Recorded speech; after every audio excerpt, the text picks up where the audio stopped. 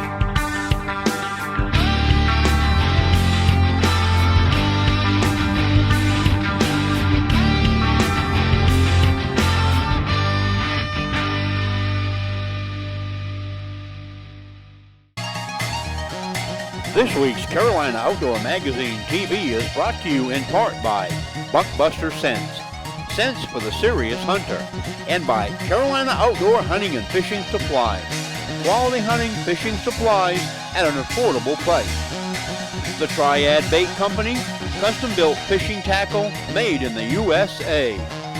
By Walleyes Sunglasses and Sportswear, and also by Timber Ghost Camouflage.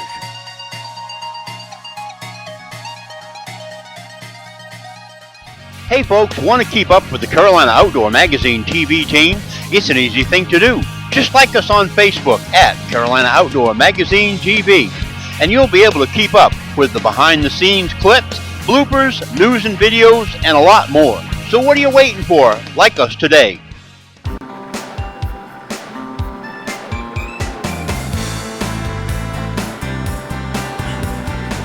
I'm going to be using some crankbaits. Throw for walleye up here on the bottom, and right now we're choosing the baits we're going to use them, and we're tuning them to make sure that they run correctly. I'll show you right quick how we tune them. What we're getting ready to do, we're going to throw for some walleye out here in the main river channel, and right now we're choosing the baits that we're going to try to use, and we're going to tune them to make sure that they run correctly. One key anytime you're going to fish crankbaits is to make sure your crankbaits are running perfectly straight, and I'm going to show you right quick how to do that. As you can see, this little split ring is connected to a little metal eye in the lip, and if your bait happens to run to the left, take your pliers, take this little eyelet and bend it to the right slightly. Put it back down in the water and check and see if it's running straighter. You may have to bend it a little more or a little less, and same way if it's running to the right, you're going to take this eyelet and you're going to bend it to the left until you get the lure to run correctly, and that's how you tune a crankbait.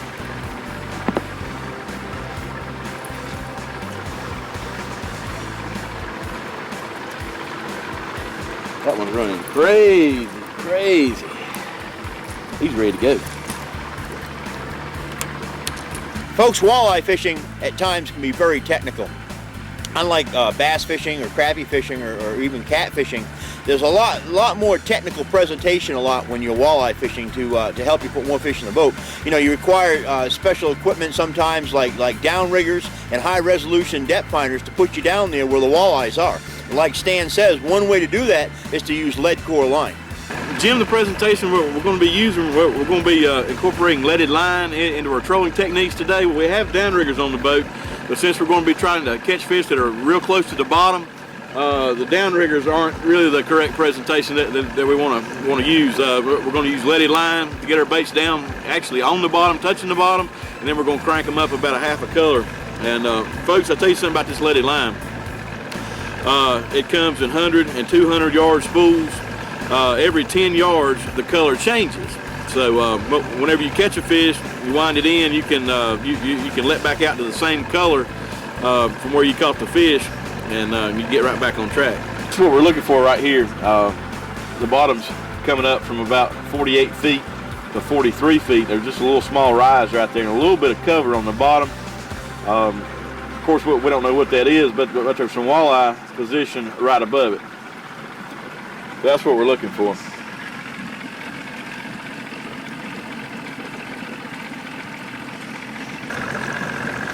That's another thing, folks. If you're fishing in areas where the bottom fluctuates, downriggers are not the thing to use. You may be in 60 feet and come up to 30 feet, and you've got rods back here out hooked to your downriggers, and that causes a big problem whenever your downrigger ball gets hooked on the bottom or something. That's a big mess. So we're fishing an area with a lot of fish right there. We're fishing an area through here where the bottom fluctuates quite a bit, and that's the reason we're using the lead core line. What this is right here is a little school of bait, around 30 feet of water. The bottom's 50 feet deep, 49, 50 along in there, but there's a few individual fish around the bait. This should be a walleye here, and there's a little faint remnants right there of a fish. But anytime you find bait during the fall months, we're fishing now, you'll usually find some game fish somewhere around the bait. Here's another fish on the bottom. Crank your lead line. Crank mine in? Okay. Yeah.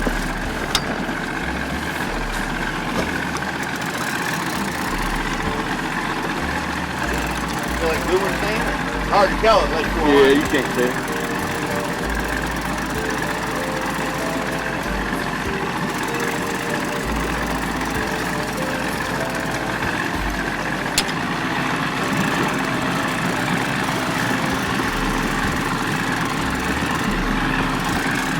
May come on. There we go. That might be a keeper there. There's walleye of the day. Yeah. Well, I'm gonna try to lift it. Okay.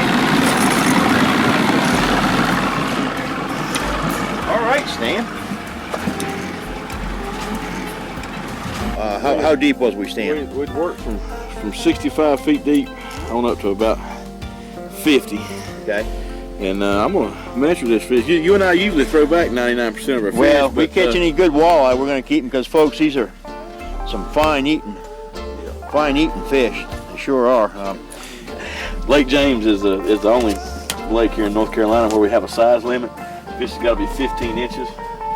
This fish, luckily, is 16 1/4. So we got some lunch.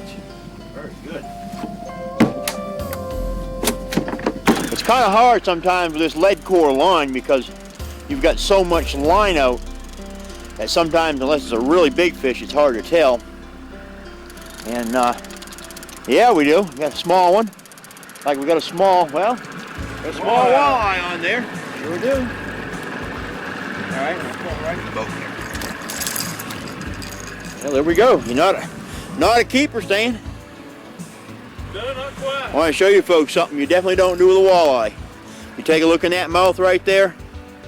You definitely don't lip a walleye because they'll bite you back.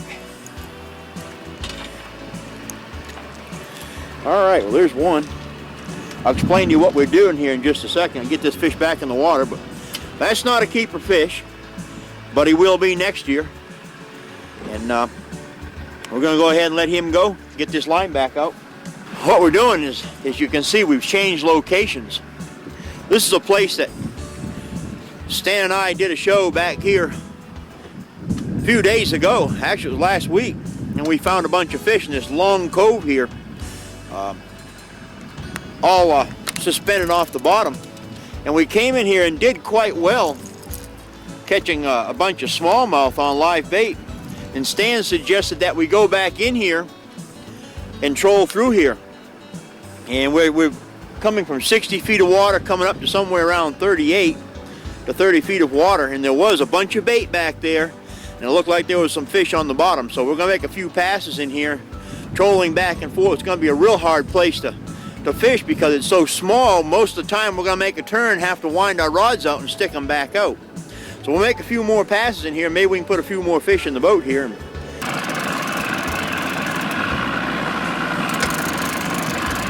I'll go ahead and take that net. You can wind your rod in. All right. What's the matter? It hung on something coming in. Get it? No, I might have backed up. It's hung on that buoy back there. You gotta be kidding me. There's a buoy out here that's below the water line. We didn't see it when we trolled over it. But I had a fish on, and hopefully the fish is still on. Fish? I don't feel it. That wind's blowing. Huh? That wind blowing. Yeah, there's fish on. Up top of the water. I'm still how it looks like.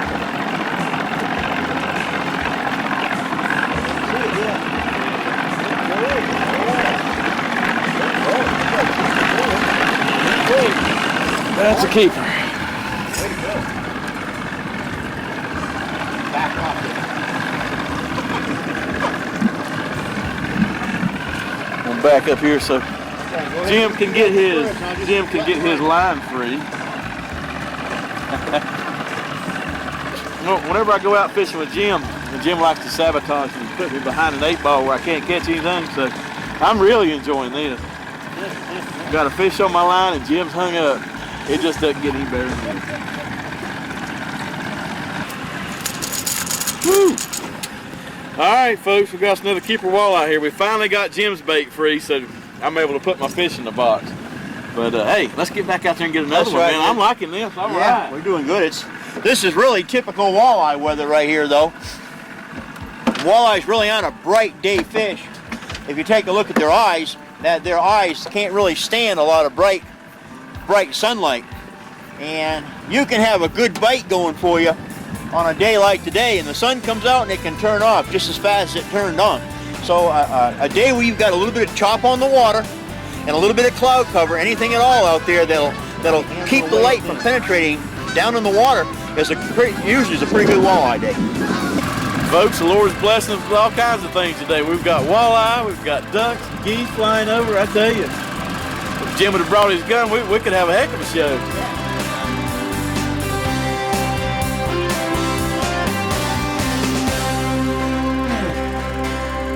Folks, you want to keep up with the Carolina Outdoor Magazine team? It's an easy thing to do. Just follow us on Twitter @OutdoorSportsmen. You'll be able to keep up with behind-the-scenes clips, bloopers, news, videos, and a whole lot more. So what are you waiting for? Join us today on Twitter @OutdoorSportsmen. Hello, folks. Are you as passionate about the outdoors like I am? Then tune in each week to Carolina Outdoor Magazine TV or Carolina Outdoor Magazine Radio and catch all the action we have to share with you each week in the great outdoors.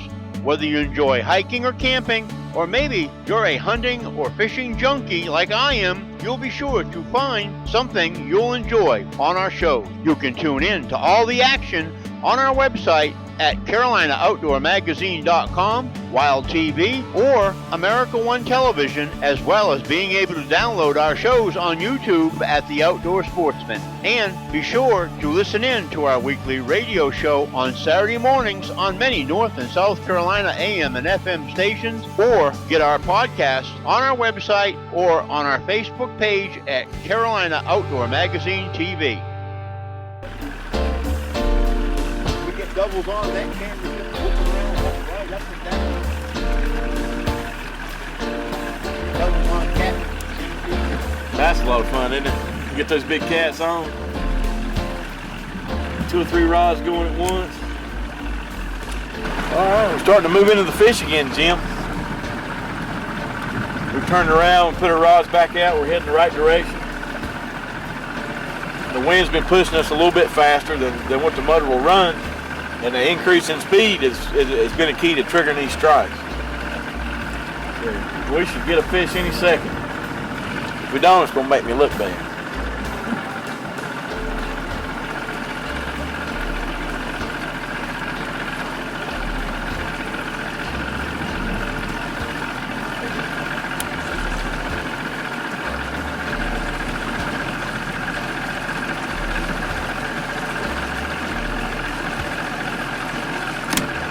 I lied to you, I had out 8 colors. I'm setting him up again. I've got Jim pulling his baits above the fish and I'm in them. Hey, you gotta look for an advantage anywhere you can, folks, I tell you. Jim's a fine fisherman. Don't tell him I said that. You always have to look for an advantage out here, cause if Jim gets you behind the 8 ball, he's gonna give you a hard time. Fish. Oh man, I'm going home. I'm trying to hang you up so I have a chance to catch another fish, Jim. Fish on this side of the boat have been coming in less and less because Stan's been putting me through more obstacles the past half hour, so.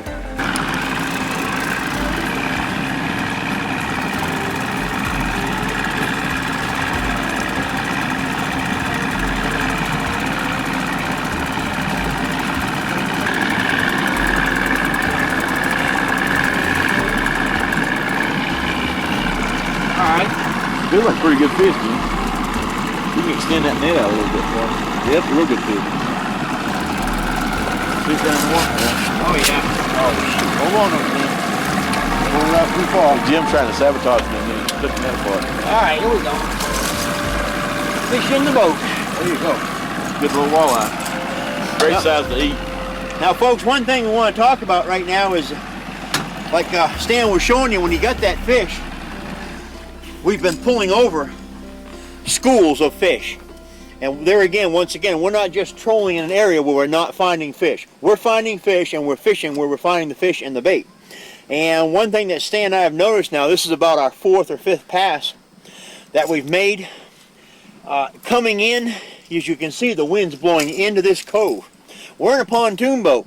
And that tells us two things, that you know, we've got a big kite right here. And what's happening is Stan and I have noticed that coming in here, we're trolling a little bit faster, and we've been getting our bites have been coming when we've been coming into this cove. We haven't had any hits going out. The reason for that is because going out, we're going slower. So when we go back out of here, soon we put this fish in the bait tank, in the live well, right, Stan? When we come back out of here, what we're going to be doing, we're going to give it a little more gas, a little more throttle, and troll faster going out. And then maybe we can catch a fish going out as well as coming back in. So we're back in here in the back of a bay. You see the bait on the bottom. The wind's been blowing back in this area for several days, and it's been pushing a lot of bait back in this area. Where we're catching our walleye, it's about halfway out. We're all the way back right now. We're going to start back in here and put our lines out and get out in that 25 to 40 feet of water where we're catching our walleye at. But you know, if we wanted to catch some smallmouth, we're going to come back in here in the shallower water and probably do pretty good with all this baits in the area. Take a look at the end of my rod right there. You can see it just bumping every once in a while. When you're walleye fishing, that's what you want to try to do, especially if they're on the bottom, the bait's on the bottom. You want to keep that bait in contact with the bottom as much as you possibly can. And if you watch my rod, that's telling me that crankbait is just bouncing off the bottom every once in a while, stirring up the bottom.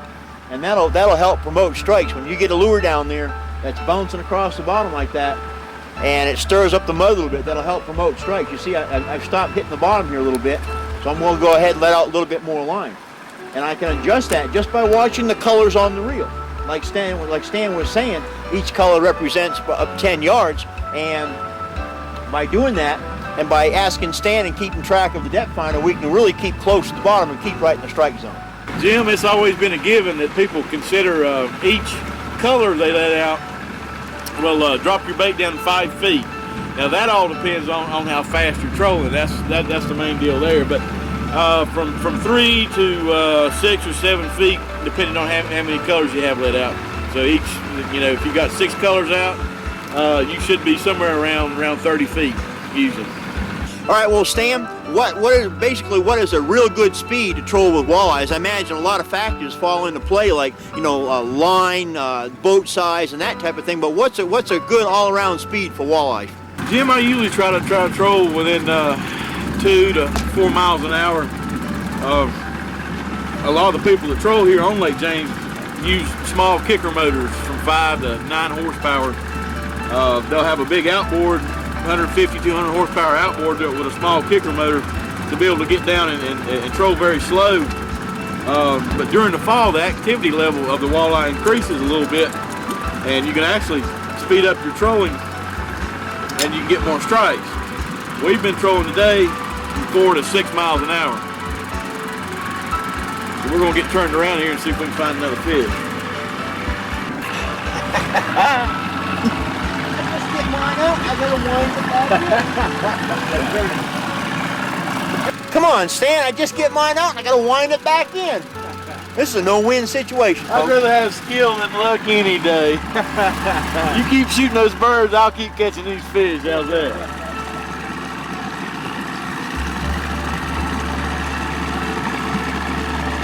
We've caught enough fish, we've made enough runs, so we've basically just, we figured out a pattern on these fish. Feel like another keeper? Oh, he's a monster. He's about 25 pounds. Yeah, we're gonna put him in the net. Well, at least it doesn't matter. At least we're finding what we're after, and that's walleyes. Had him hooked across the face and made him feel a little bigger than what he actually was. Pretty little fish.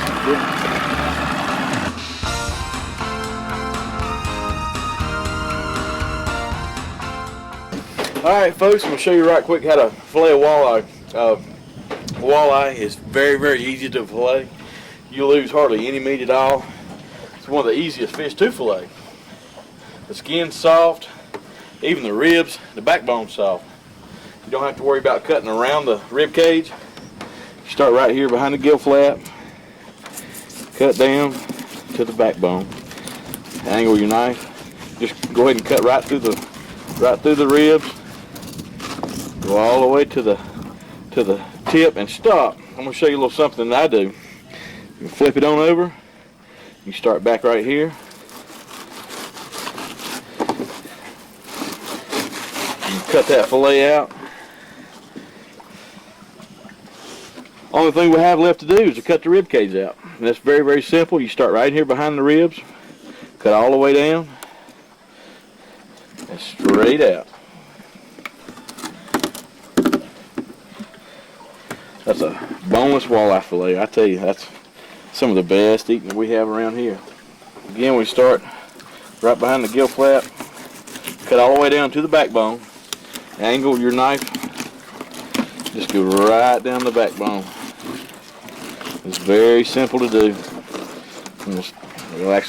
We cut through that one, that's okay. This is what your cutting board's for. This little thing here, clamp right on the end. Skin that walleye right up. Take care of our last fish here. I'm telling you folks, these walleye are some of the best eating fish that you'll ever put in your mouth. Any way you want to cook them is great. You can grill them. They're great deep fried. Put a little lemon pepper on them and butter. Bake them in the oven. They're tremendous. If you've never had walleye, you just don't know what you're missing.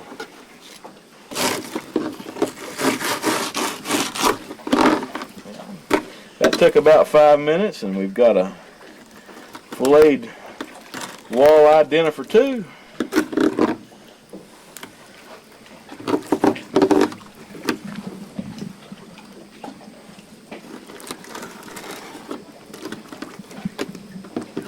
Well, folks, that's gonna do it. It took us about 5 minutes to clean our catch. You always want to wash them off good. We're going to take them to the house, have some walleye fillets for our supper. And again, my name is Stanley Correll Jr. I'm the captain at Catawba Lakes Guide Service. If you want to catch some of these walleyes, be sure to give me a call and I'll be happy to take you out. All right, folks, we want to thank you for watching today's show. As you can see out behind me here, it's got real rough out there.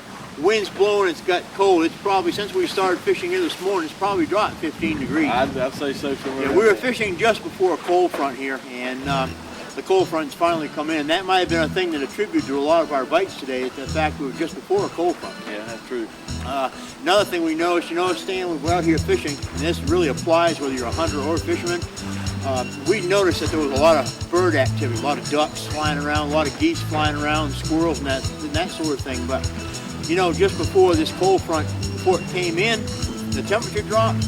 You didn't see anything moving. Everything stopped. That's The birds right. stopped moving. The ducks stopped moving around, and not only that, but the bite stopped. So that's one thing that you might want to pay attention to out here when you're fishing, is also pay particularly close attention to the weather. We use a lot of guides throughout the filming of our show, folks, and these guides that we use, we want you to know that they're professionals and they have the ability to take you out and put you on fish. And if they're not catching fish that day, they also have the ability to change over and to go from one species of fish to go to another species of fish that may be biting. So if you want to use any of the guides, check out our website. We have a website on there dedicated to our guides that tells all about them. But this fellow right here, I want to especially thank for today. He's Stan. It's been a pleasure once again. We do a lot of fishing with this gentleman. He fishes for a lot of species of fish that you normally don't find in many other places. There's no doubt in my mind what you're going to have for supper, so I want you to think about me while you're eating those That's walleyes right. tonight, okay? We appreciate it, Stan. Folks, thanks for tuning in today's show. We certainly appreciate it. We'll catch you somewhere next week in the great outdoors when we do it all again. Appreciate it, Stan.